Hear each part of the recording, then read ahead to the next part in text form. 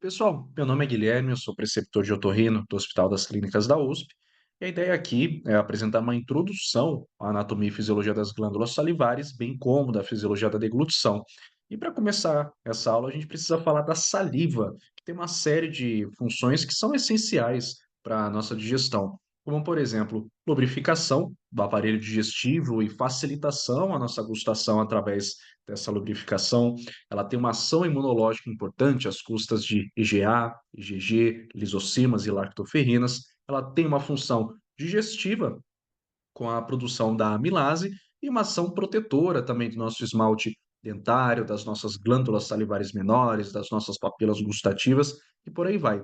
E nós temos uma produção diária que varia de 500 até 1.500 ml de saliva por dia, né, que pode ser modificada por uma série de fatores, como a gente já vai falar.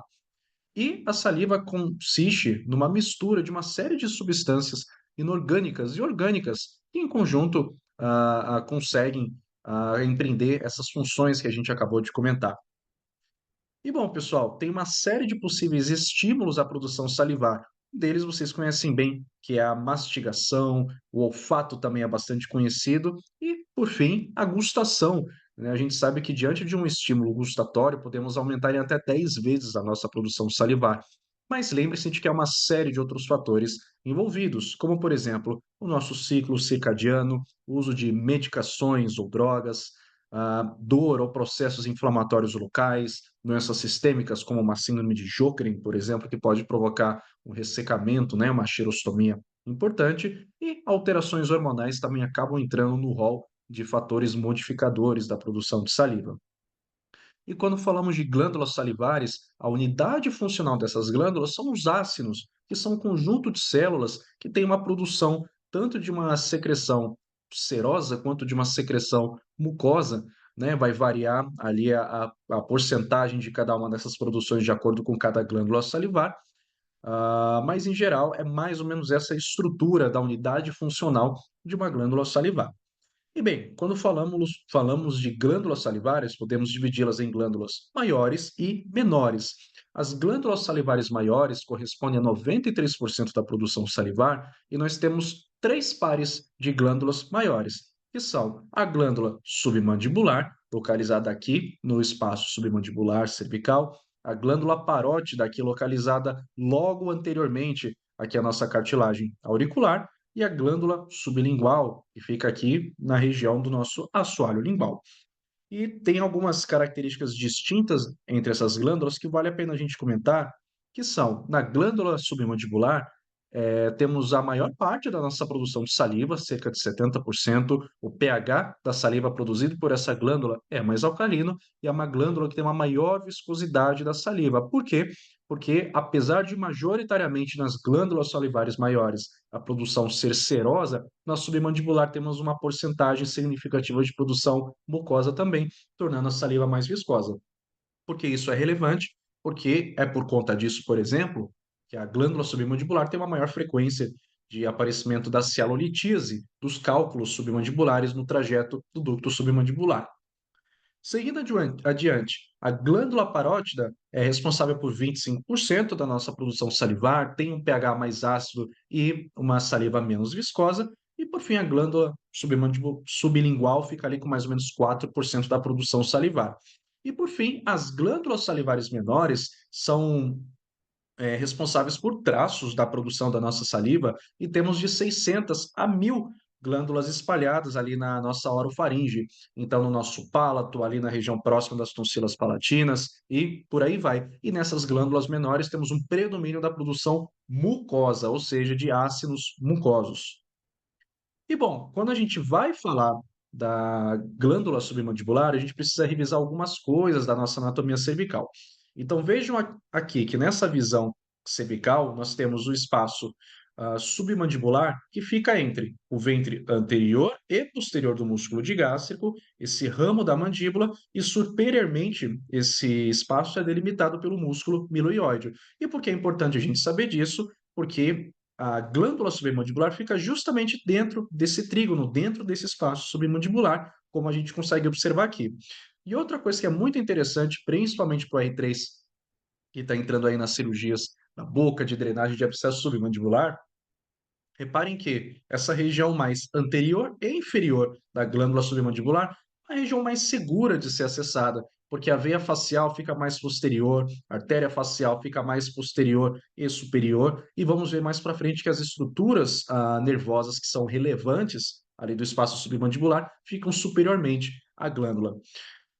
Se observarmos numa visão sagital, essa região da glândula submandibular, reparem que ela passa por cima ainda de parte do músculo miloióide, ela abraça o músculo miloióide, de forma que nós temos aqui a parte da glândula submandibular inferior ao músculo, depois aqui superior a esse músculo, e nessa região nós temos a presença do nervo lingual, que fica superiormente, portanto, ao miloióide, e nós temos também o ducto submandibular, também chamada de ducto de Wharton, que vai desembocar aqui na carúncula sublingual. E aqui conseguimos observar também a própria glândula sublingual, que fica aqui completamente acima do músculo miloióide, abaixo apenas aqui do nosso assoalho lingual. E bom, voltando para aquela. Eu esqueci de comentar com vocês, essa é uma imagem de uma uroscopia, na qual conseguimos observar justamente a região da carúncula sublingual aqui nessa região. Então, se quisermos avaliar a produção de saliva da submandibular, podemos fazer uma expressão nessa região aqui da glândula e observar se há exteriorização de saliva. Uma outra possibilidade na propedêutica é, por exemplo, quando vamos pesquisar a presença de cálculos nessa região. Calçamos uma luva e aí conseguimos palpar essa região do assoalho e assim vamos conseguir palpar cálculos que estejam na posição mais próxima ali do assoalho lingual. Novamente aqui, lembrando que a denominação dos ductos que drenam a glândula submandibular é de ductos de Wharton. Bom, então eu estou voltando aqui nessa imagem para vocês, porque eu falei que a região mais anterior e inferior é a região mais tranquila de ser acessada, digamos assim, desse espaço. Mas se nós rechaçarmos um pouco a glândula submandibular e rebatermos o ventre anterior do digástrico e rebatermos o miloiódio, vamos ter essa exposição aqui que é bastante interessante, porque a gente já começa a ver aqui a topografia do ducto submandibular, conseguimos observar aqui também o nervo lingual, observamos de uma maneira bem clara aqui a artéria e veia facial, e também o nervo hipoglosso, 12º par craniano, responsável aí pela motilidade da nossa língua.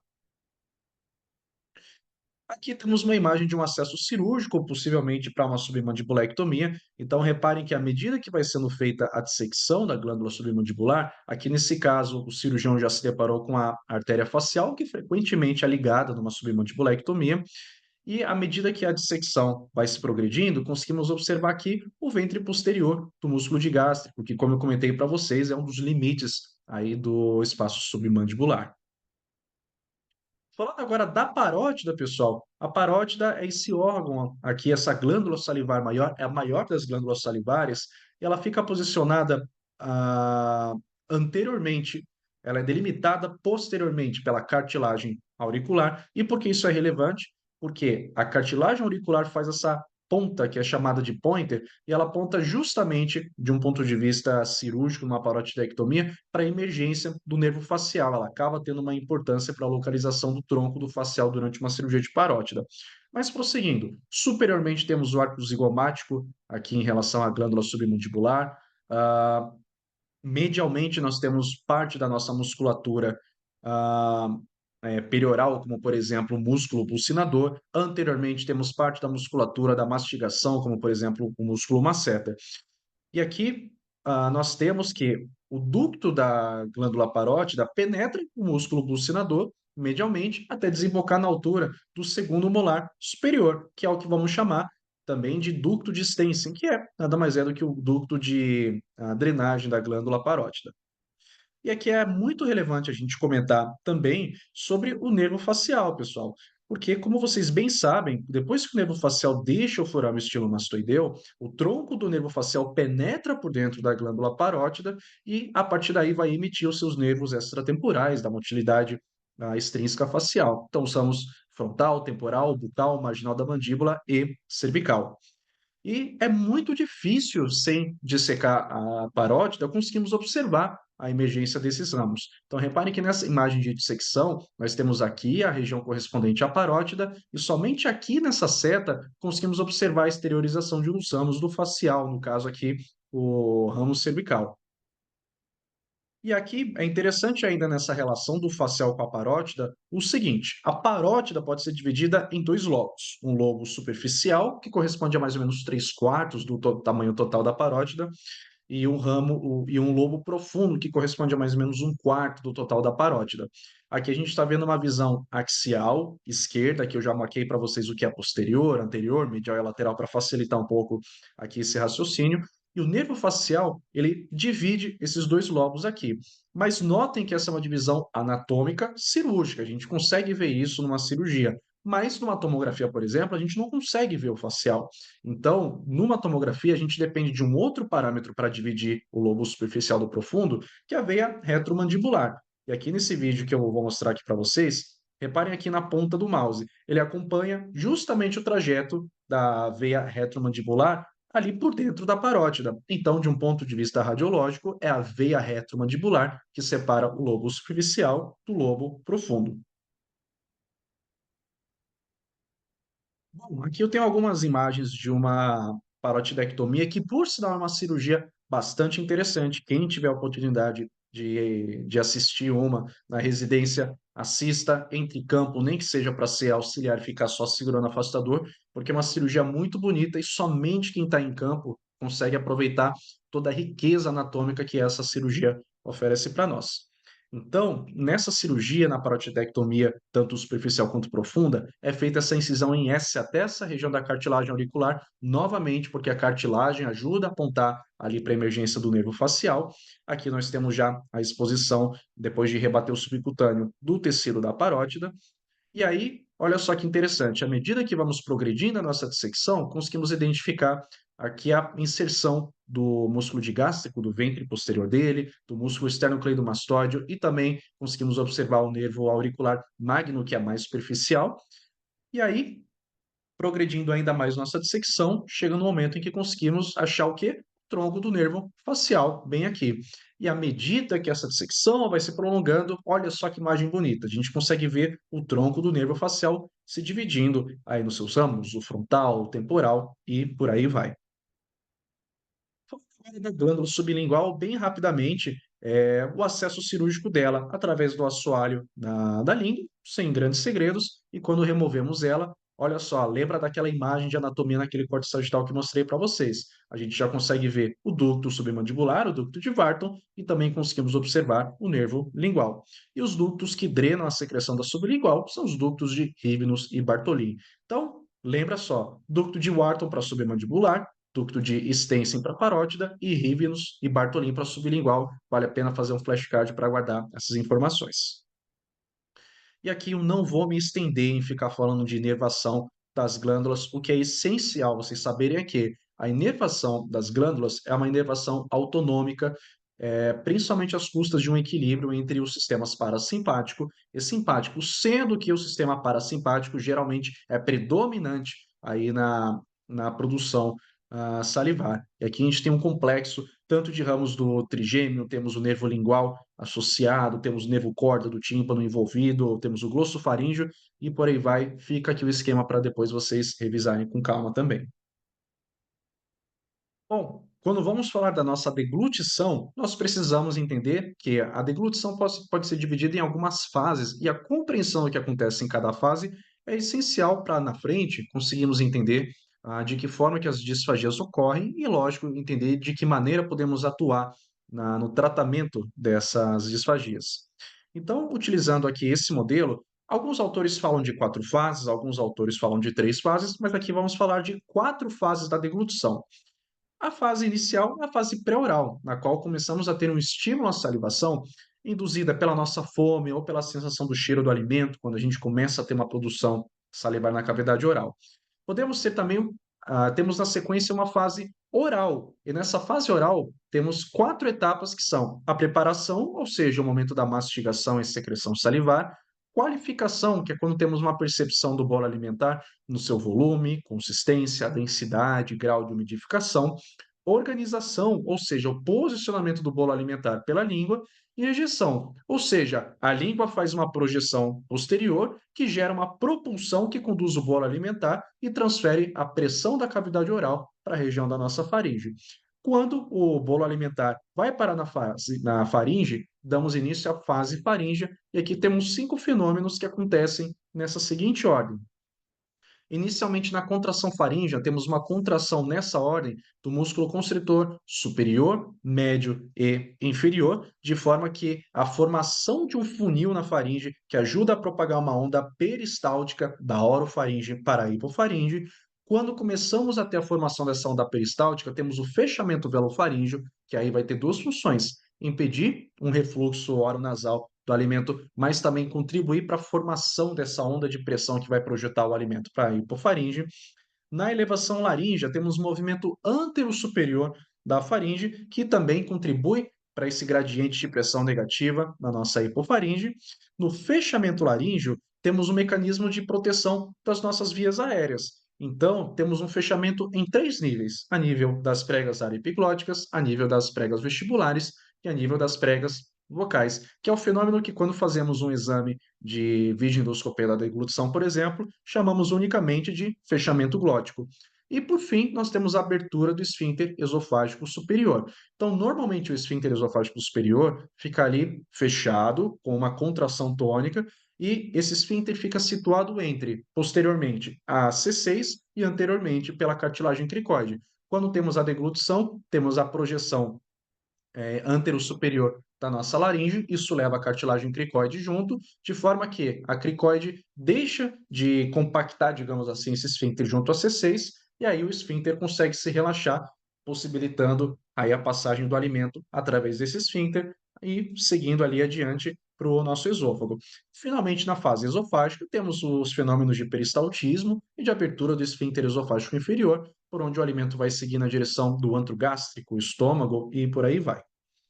E é interessante, principalmente R3, saberem dos pares cranianos envolvidos na deglutição, porque é algo que pode muito bem cair numa prova de título. E não é fácil, não é difícil da gente decorar. Basicamente, temos 4 pares envolvidos na inervação sensorial da deglutição: o trigêmeo, facial, glossofaríngeo e o vago. E na inervação motora, além desses 4 pares, temos também o acessório e o nervo hipoglosso. E bom, a disfagia nada mais é do que a dificuldade de engolir associada a alguma alteração funcional ou estrutural em uma ou mais das fases da deglutição que eu comentei com vocês. Isso pode acontecer por uma série de causas, como causas inflamatórias, a exemplo do refluxo gastroesofágico, causas neurológicas como AVC, trauma crânioencefálico, doenças neurodegenerativas ou demenciais, presbifagia, um envelhecimento natural do nosso aparelho digestivo, causas estruturais, como por exemplo um divertículo de Zenker, uma hérnia hiatal, causas metabólicas, tireotoxicose, síndrome de Cushing, amiloidose, por aí vai, e alterações motoras e mecânicas do esôfago, como por exemplo é o caso da acalase. E quando vamos começar a questionar o quadro clínico de um paciente com disfagia, essa aqui é uma folha que quem é R2 e R3 hoje vai se lembrar bem, mas quem é R1 talvez nunca tenha visto. Era a nossa folha da reunião de disfagia antes de termos o atendimento exclusivamente no prontuário eletrônico. Então, o que é importante a gente saber de um paciente com disfagia?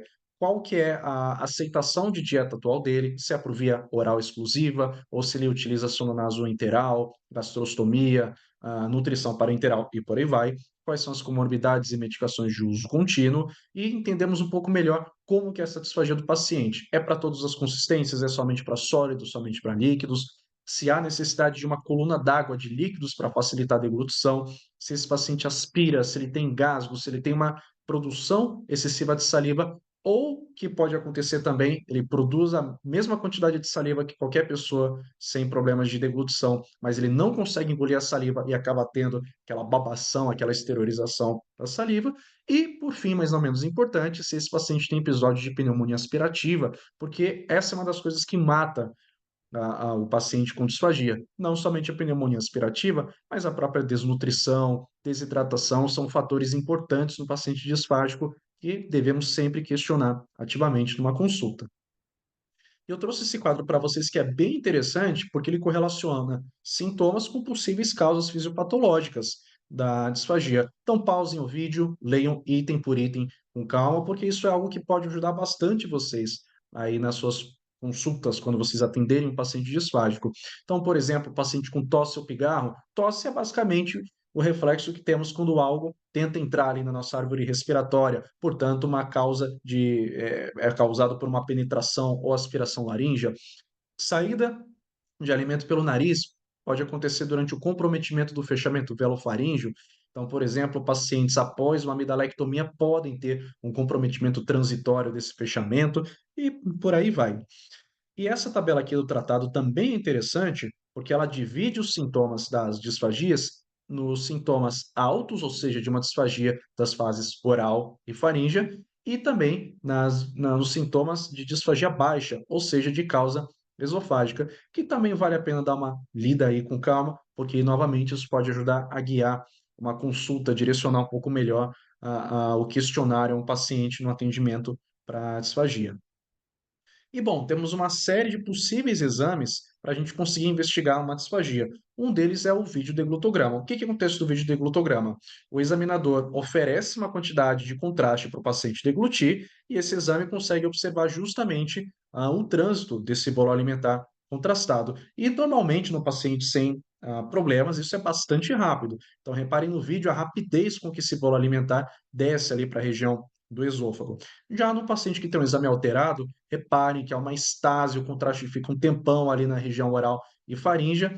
E aqui, olha só, a gente começa a ter um pouco de penetração, começa a descer um pouco também de contraste para a via respiratória desse paciente, configurando aí numa aspiração. Temos alguns outros exames que não são tão utilizados pelo otorrino na avaliação da disfagia, mas que vale a pena a gente mencionar aqui. Eles têm uma intersecção importante também ali com a investigação do refluxo gastroesofágico. São o ED, que é o exame contrastado de esôfago, duodeno e estômago, que pode ajudar a evidenciar, por exemplo, um distúrbio mecânico do esôfago, por exemplo, uma hérnia de hiato ou uma calásia, por exemplo.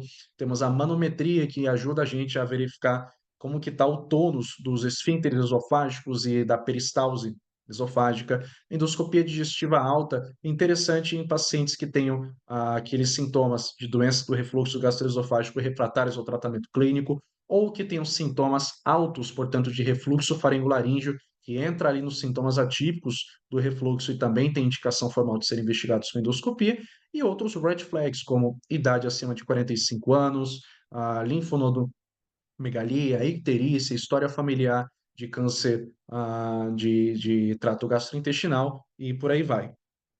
E a cintilografia, que acaba sendo um exame interessante em crianças, né? Então, aqui a gente consegue ver, aqui no lado direito, um exame alterado. Temos uma captação pela cintilografia aqui no brônquio principal direito. Então, uma outra maneira de avaliarmos especificamente na criança as queixas de disfagia, de refluxo.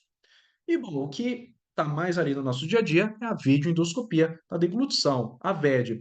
Então, qual que é a grande vantagem da VED? Ela é um exame considerado pouco invasivo e nós temos uma avaliação funcional muito interessante da nossa deglutição, das fases oral e faríngea. Ela não consegue avaliar a fase esofágica, essa seria talvez a maior restrição desse exame. Mas bem, como é que o exame funciona? O paciente está ali sendo submetido a uma nasofibroscopia para observarmos aqui a região faríngea, ofertamos diversos alimentos em consistências distintas, desde alimentos mais sólidos, pastosos, líquidos, corados com azul de metileno, e aí em tempo real conseguimos observar a capacidade do paciente deglutir esses alimentos. Aqui no exemplo da segunda imagem, inclusive, nós conseguimos ver aqui claramente uma quase ali aspiração de um bolo alimentar sólido, para vocês verem como esse exame pode nos fornecer bastantes informações sobre a deglutição.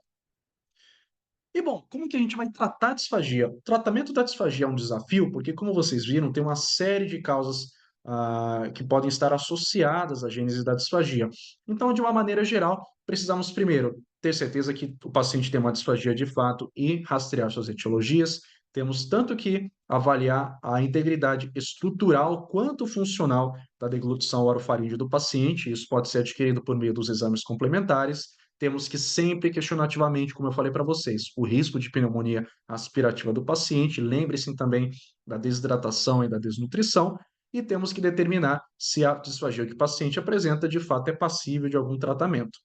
E bom, parte do tratamento, que é o que vocês veem com frequência na reunião da disfagia, é a adequação alimentar desse paciente. E isso é feito em conjunto com médico e fonoaudiólogo, na maioria dos casos. Então, a gente vai entender quais são as consistências apropriadas para esse paciente. Em alguns casos, manobras posicionais, ou seja, deglutir o alimento com a flexão cervical ou deglutir o alimento com o pescoço virado no sentido de um lado afetado, são algumas manobras que, em casos selecionados, ajudam a evitar a ocorrência de aspirações, engasgos, penetrações e por aí vai. E lógico, também cabe a nós avaliar se esse paciente precisa de algum aporte nutricional alternativo, não está dando mais para suplementar a nutrição por via oral, então a gente vai ter que pensar numa sonda nasointeral, numa gastrostomia, numa nutrição parenteral e por aí vai. Quanto a tratamento medicamentoso, aqui é um tratamento direcionado mais, na verdade, para o controle da salivação. Lembra, o paciente que tem uma disfagia moderada ou grave, por exemplo, ele vai se engasgar até com a própria saliva, então a gente tem que secar essa saliva de algum jeito. Isso pode ser feito com medicações xerostômicas, como anticolinérgicos, amitriptilina, escopolamina, atropina sublingual, gel de propantelina, e também com aplicação de toxina botulínica A nas glândulas submandibulares e parótidas, utilizando ou não o ultrassom para ajudar a guiar eh esse procedimento. E seguindo essa linha de controle da cialorreia e de proteção de vias aéreas, temos alguns procedimentos cirúrgicos.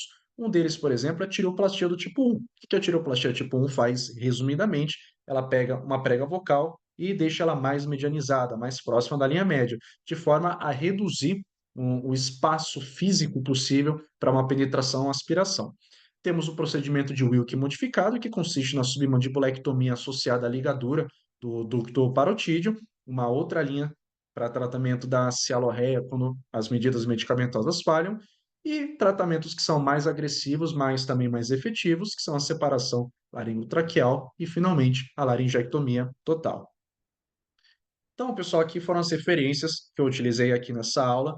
E como eu falei para vocês, eu não me esmiucei aqui em detalhes de anatomia, detalhes de fisiologia, de procedimento cirúrgico. Não é essa a ideia. A ideia era realmente oferecer uma base para vocês, tanto para vocês aproveitarem seminários mais específicos sobre esses temas, como, por exemplo, o seminário de cialoadenite, seminários de videoendoscopia da deglutição, de tumores de glândulas salivares e por aí vai.